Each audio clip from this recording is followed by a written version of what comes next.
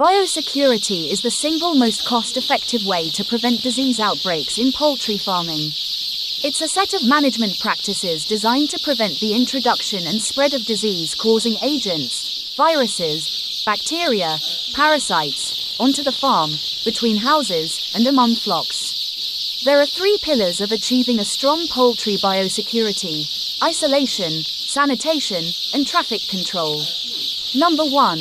Isolation. Isolation or controlling access involves keeping your birds separate from potential sources of infection.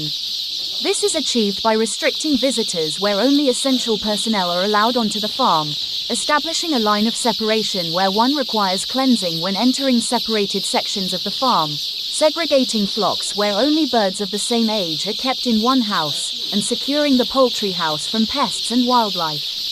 Number 2. Sanitation. Sanitation is the process of cleaning and disinfecting to kill pathogens on surfaces and equipment.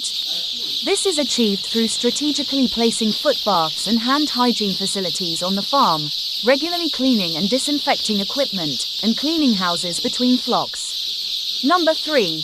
Traffic control. This operational movement pillar entails how vehicles, people, and equipment move across the farm.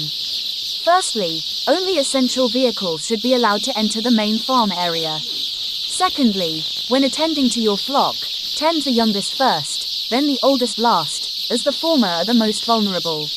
Lastly, have a safe and prompt disposal method for dead birds to prevent vectors and scavengers from accessing them. If you master these 3 pillars as a poultry farmer, you will significantly increase the likelihood of a healthy, productive flock. Follow us to learn